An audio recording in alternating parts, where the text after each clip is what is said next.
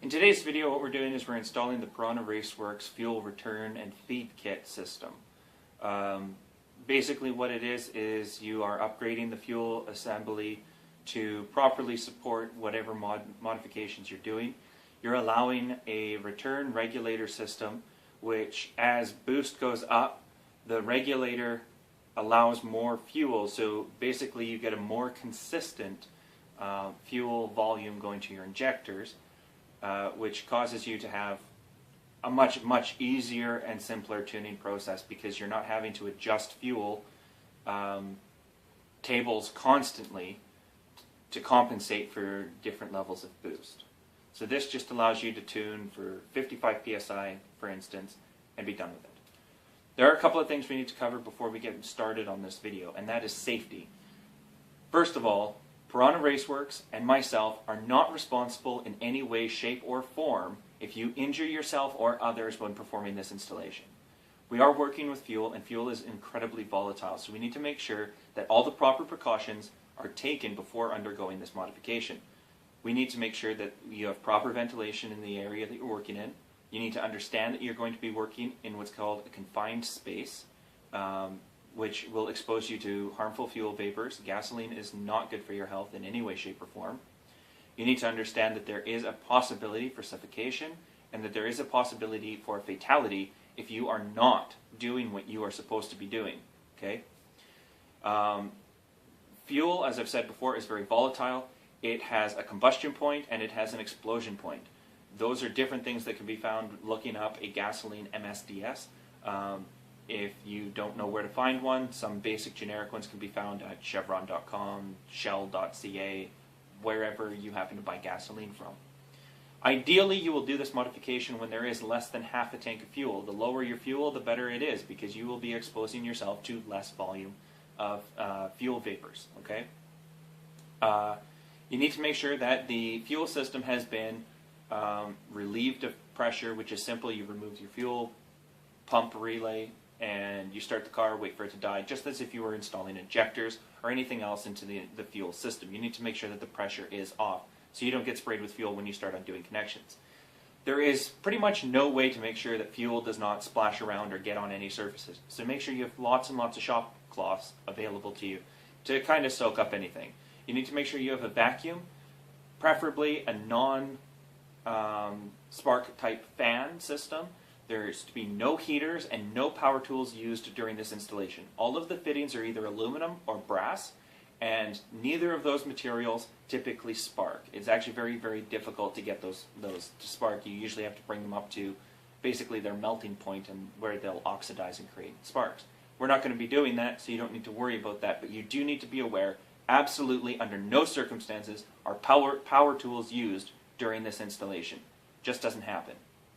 So once we got that out of the way, we're going to go on and we're going to do the build or do the process of how to install this, and you guys have fun and be safe during this installation. Alright, so hopefully you guys will be familiar with all of this because you've watched the other video on how to install the relay. If you haven't, then I suggest you watch that video because I really advise that you take the time to hook one of these in. You take a number 2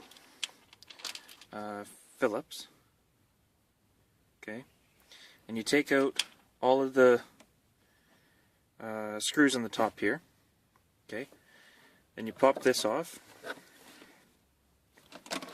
and just let it hang there to the side, and it exposes your fuel system.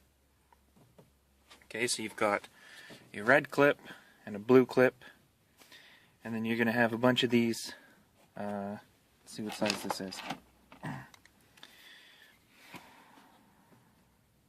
5/16 screws all over the place. I already took one out. And what you're going to want to do is, hopefully you've already bled your system. So again, go ahead and do that. Clean this up before we continue, but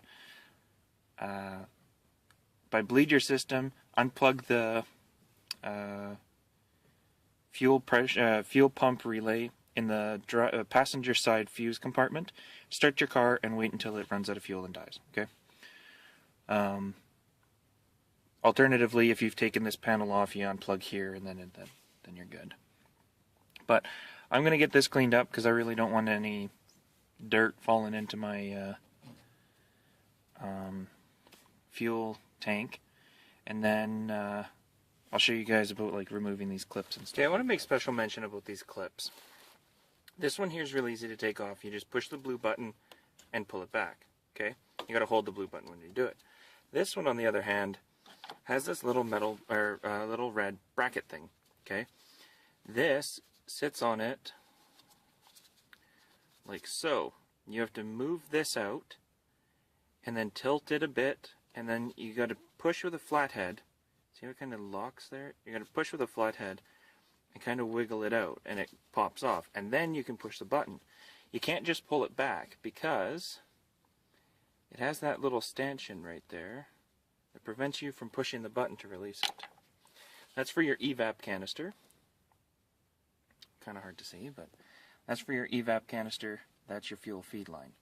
Alright, so I'm going to take the rest of the screws out. I'm going to lift the fuel thing, or the fuel housing out, and then we'll continue. So for taking these screws out, remember we're using our 5/16 bit right here. Alright, so I got the factory fuel assembly out, and just to warn you, because this is closed on the factory one, there is going to be quite a bit of fuel in there, so you're going to get some splash over. So going back to what I say at the beginning of the video, pay extra attention to that. Okay. The PRW system goes back in the exact same way that that the factory one comes out. So we will just install it, and then, which is just basically putting it in, and then we will continue from there. So at this point I put the little bracket back down, and I put these fittings back on, and I got the exposed return line fitting. Now just to note that when you're putting your pump in, that round gasket is properly seated and hasn't fallen inside the tank. Okay, you want to make sure that it's nice and sealed, and the torque specs for these will be right here. And really seriously, use your socket on these. Don't use Robertson like you do on the upper plate fasteners. If you have a chance to use a socket, use a socket. And then once that's back on, make sure it's tight. Go ahead.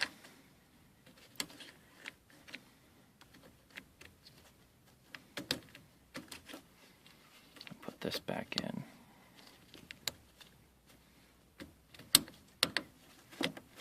There. And that's on. And then we go grab the return line hose. And then we got to go under the car. So let's go grab that hose and check out what we're looking at. Alright, so underneath the vehicle, we're putting in the return to tank line. And you see that it just kind of... I can't get my camera in there. Either way, right up here. Right up here. That's where the tank line is. You can kind of see the yellow standoff there. And the line comes down here, and we fastened it to the fuel feed pipe there. And then you got a tank strap here. You fasten it there. You come around the corner. Okay, you come around the corner. And my pipe is really, really tight because it's got that braid in it. So I can't make a very tight corner. I released this 10mm bolt here, put the zip tie through, and then fastened the bolt down on top of the zip tie, and then tightened up the zip tie. Okay. And you're just following it along.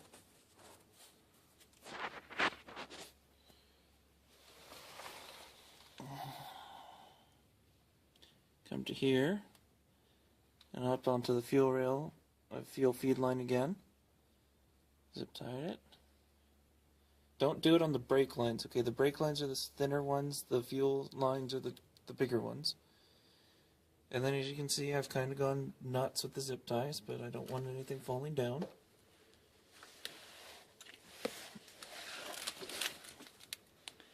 And then again up here on the fuel line, both sides. And right there, I did kind of go onto the brake line because I can't get close enough to the fuel lines, but that one there is just a precautionary. It's not there to, it doesn't actually support any load because the engine, when it moves, it'll move a bit.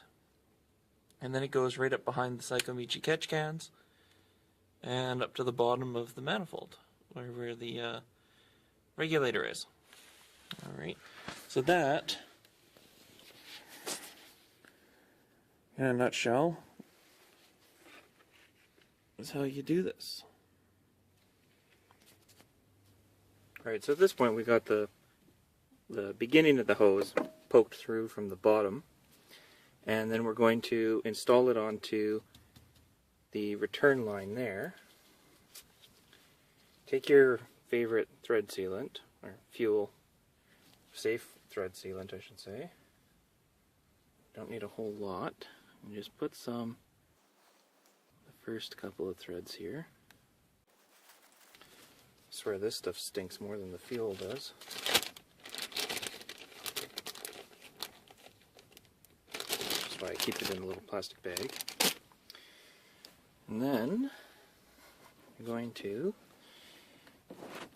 reach this over and install it.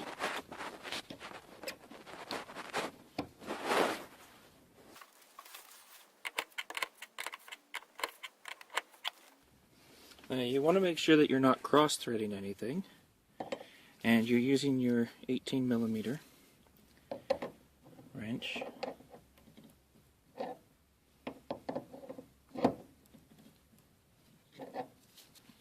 Alright, so I got the fitting on.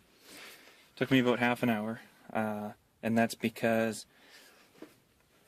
this line here, your evap canister line, you have to make sure that it's got enough room for this to come down. And then you use your swivel to properly line the threads up and then suck it on with your fingers. I didn't do that, and I accidentally cross-threaded it, which I knew I did. So I had to rebuild the threads. Now, I don't have a thread tap set for this thread pitch, so I kind of had to rebuild the threads the old school way, which is with a couple of files. And I'm lucky that I only screwed up the front and I didn't screw up near the end. Now this is an AN fitting, so you're going to have to give it a little bit more torque. And the problem is this is a plastic container, right? So you don't want to break it. So push your fingers against here, push against it, and then torque it in. And then it should be good. The AN fitting is kind of like a mechanical joint. Causes the two pieces, the two angles, so they press up against each other and then cause enough friction to basically make a mechanical joint or a mechanical seal.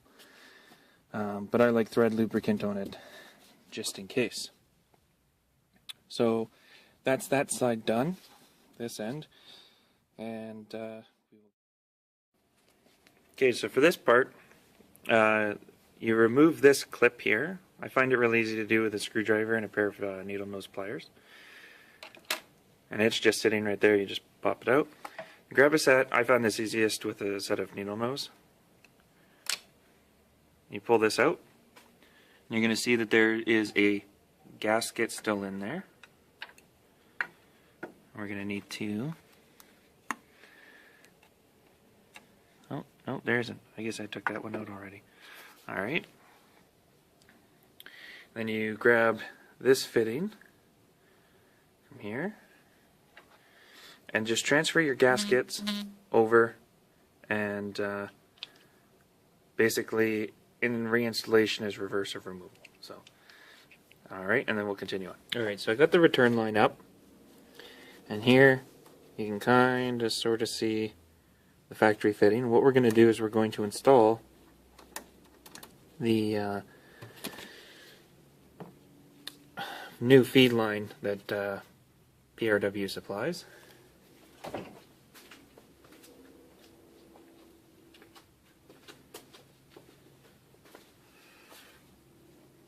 Now this is the PRW fitting, and you're going to notice on the inside it's conical. Okay, this is quite possibly the best looking replacement piece I have seen in a very long time. Bill did a fantastic job with this. I'm really impressed. Very, very happy. So now I'm going to shut up and we're going to install it. And basically just slide it on and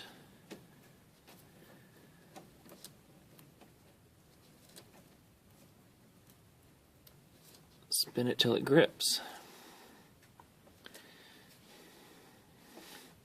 And then we'll use our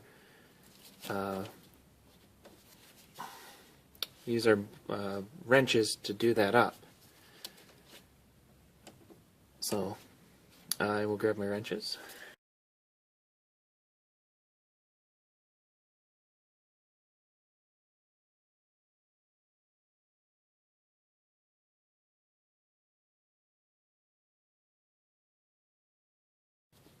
Alright, so that's on. And then grab our trusty thread sealant. Because I have done this process like twice. I have zero interest in doing this ever again. We take, okay, you got an angled end and you have a 90-degree end. You want the angle end.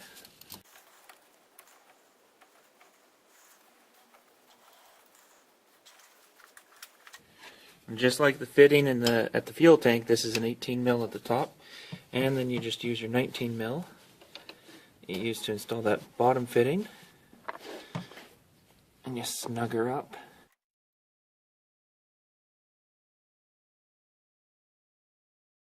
Now this is a benefit of what Bill did. He used JICs. Okay, that allows this part here to move, and it doesn't move that there.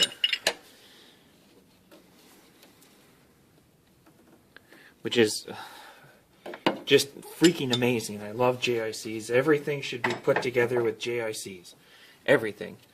They're expensive, but I mean, you get back your investment tenfold. Like, just ridiculous.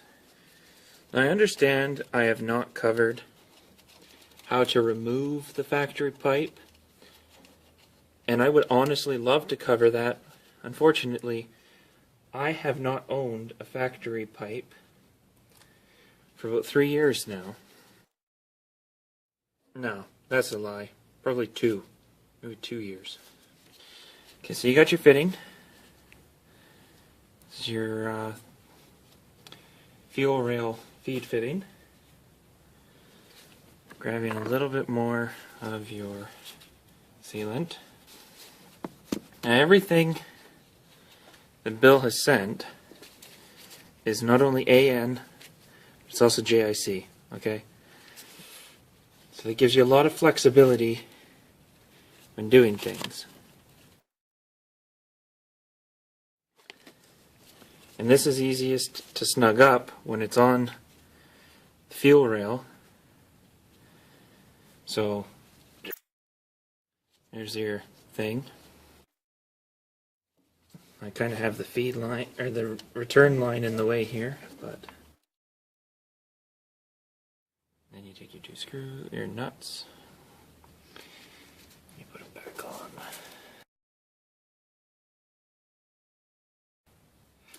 Now these nuts here, for this, are 10 mil.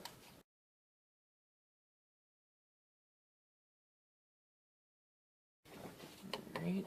Then you take your 18 mil, snug it up. Now make sure that it's not hitting anything when you snug it up. Bill gives you lots of hose, so use it. Now my map sensor gets in the way a little bit apparently, but it'll be okay. Okay, so to mount the regulator, you take your 10 mil socket and you take those two bolts out. This one down here, you're not going to use anymore. This is just a bracket for your purge canister, which is right here. Okay, so you're going to take those out. Then you're going to mount your fittings to the regulator. Now they have O-rings on all of the fittings, and what you do is if you have some O-ring lube, it's like a silicone clearish like lubricant, grease up your O-ring, put it on, and then tighten these down until they stop. Okay, they'll get a little firm before you snug them down, but until they stop. Okay, and then mount your gauge. In my case, I have a sensor. You mount your gauge in the front there, but when you're looking at it from the front, you have a nipple out the bottom and you have a nipple out the side, and you have a plug on this end. Okay, and that's because your hose wraps around and then fastens in. Okay, your return line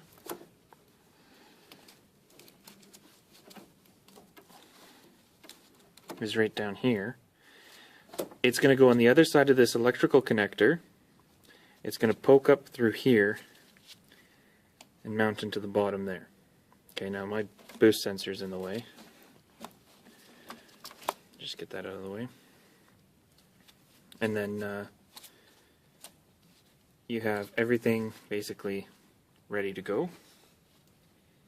Now to mount this, you take the bracket that comes included and you drill a 5/8 hole, 6 mil if you've got it, in it. Now don't do what I did. I drilled a little low. Drill a little higher, closer to the edge, and then you won't have to bend it. I had to bend mine. And you make kind of a little sandwich like that, and then you put your wrench in through here and tighten everything up.